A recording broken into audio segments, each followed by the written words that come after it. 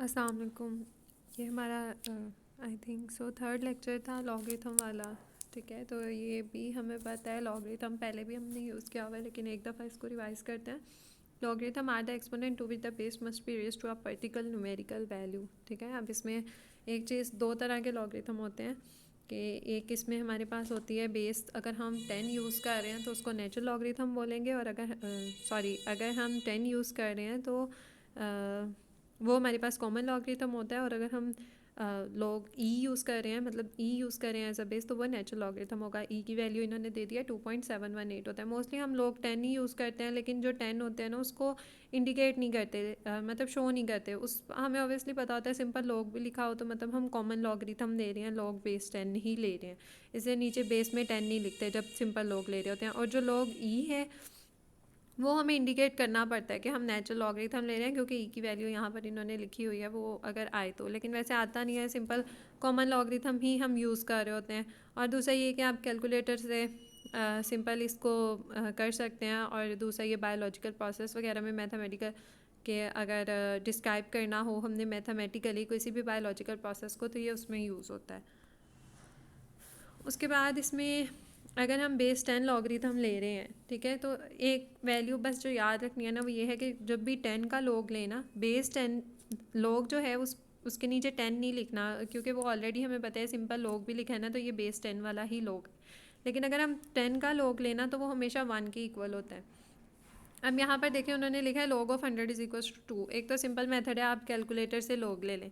उसके बाद यहाँ पर टेबल देखें, ये एक ना रेस टू पावर रूल होता है, जितनी 10 की पावर होगी ना, जब हम वैल्यू का लॉग लेंगे ना, 10 की पावर, सिर्फ 10 की पावर की बात हो रही है, तो वो वही वैल्यू हमारे पास लॉग की आएगी। अब जैसे यहाँ पर लिखा हुआ है फर्स्ट में देखें 10 की पावर 4 एक्सपोनेंशियल नोटेशन में, ये 10,000 के इक्वल वैल्यू है। ठीक है, तो अगर आप 10 की पावर 4 का लॉग लेना तो जितनी पावर है 4 है ना, तो 4 ही आंसर आएगा। इसी तरह अगर 10 की पावर 1 है उसका लॉग लेना चाहे ना, तो वो 1 ही आंसर आएगा, जितनी पावर होगी ना उतना आएगा। और ये सिर्फ तब होते हैं जब हमारे पास 10 हो, क्योंकि जो लॉग 10 है वो 1 के इक्वल होता है, तो इसका मतलब जो पावर है वो वैसे ही आ जाती है। ये आगे ना लॉज आएंगे, वहाँ पर लिखा भी हुआ है। ओके, उसके बाद और इसमें कुछ भी इंपॉर्टेंट नहीं है, आप सिंपल ये नीचे इन्होंने एग्जांपल लॉग 2 लिखा हुआ है, तो डिफरेंट लॉग वैल्यूज़ की इन्होंने लिखी हुई हैं, तो वो कुछ भी नहीं है, आप बस इसको ठीक है, आप इसको बस कैलकुलेटर पर लिखो तो आ जाएगा, क्योंकि हमारा इतना हाथ से कन्वर्जन्स का नहीं है इसका लॉगरिथम का ना। ठीक है, ओके, उसके बाद उन्होंने लिखा है number less than zero, number less than 1 have negative logarithm. जो नंबर 0 पॉइंट से शुरू होंगे उनका हमेशा नेगेटिव लॉगरिथम आएगा। ठीक है, number less than zero can not be assigned a logarithm. लेकिन अगर ज़ीरो से कम मतलब नंबर है, अब जैसे ये पावर माइनस में है, ठीक है, इसको हम लॉगरिथम नहीं असाइन कर सकते। इसके लिए ना वो हमें अब जैसे ये -1 है, वो एक और मेथड चला जाता है कि उसमें हमें खुद से ऐड करनी पड़ती हैं वैल्यूज़ ना, और इसको प्लस में करके क्योंकि जो लॉगरिथम होता है ना उसकी दो वैल्यूज़ होती हैं, कैरेक्टरिस्टिक्स और मैंटीसा, वो भी हमें करने की ज़रूरत नहीं है, हमने सिंपल कैलकुलेटर से ही लेना सीखना है, तो वो बस वहीं तक रहें।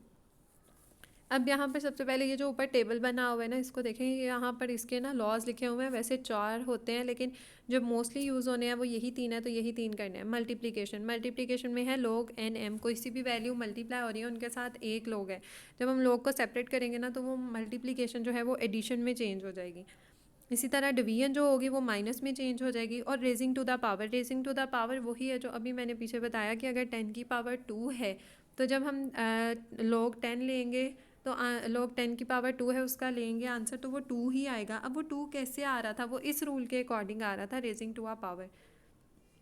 ऐसा होता है कि जो पावर होती है ना वो वैल्यू से आकर मल्टीप्लाई हो जाती है। यहाँ पर लिखा हुआ है log c की power n is equals to n log c, इसका मतलब log c लेंगे और जितनी पावर थी उससे इसको मल्टीप्लाई कर देंगे।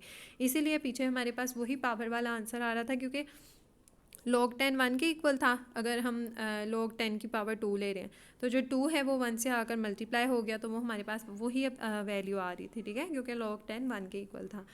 अब यहाँ क्वेश्चन में देखें what is the log 6 into 2। अच्छा, यहाँ पर एक चीज़ है कि अगर आप ऐसे करना चाहो ना कि आप कहो कि 6 × 2 है, आप इसको 12 कर लो और फिर लॉगरिथम दो, तो आपका आंसर सही नहीं आएगा। ट्राई करके देख लीजिएगा, आंसर सही नहीं आता। आपने इसको पहले चेंज करना पड़ेगा लॉस के अकॉर्डिंग। अब ये मल्टीप्लाई है, आपको दोनों के साथ सेपरेट लॉग करना पड़ेगा और फिर उन दोनों को कैलकुलेटर से लिखो, ऐड कर लो। हमारे पास नेक्स्ट है ये डिवीजन। अब यहाँ पर इन्होंने what is the log of 1000/10।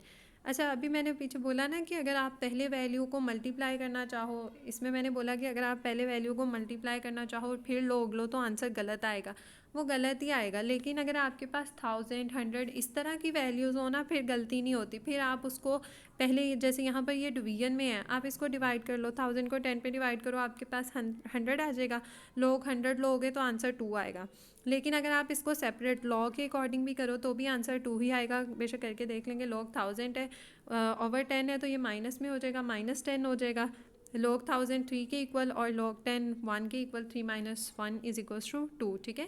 सो अब जो ज़ीरो वाली वैल्यू होती है ना, उसमें हम ऐसे कर सकते हैं कि हम पहले डिवाइड कर लें या मल्टीप्लाई कर लें तो आंसर में फ़र्क नहीं आएगा। लेकिन अगर सिंपल डिजिट्स वाली वैल्यू थी जैसे कि यहाँ पर है, तो इसमें आंसर गलत हो जाएगा अगर आप पहले मल्टीप्लाई करो, क्योंकि लॉज होते ही इसलिए हैं कि हम उनको फॉलो करें और वो एक फ़िक्स चीज़ होती है।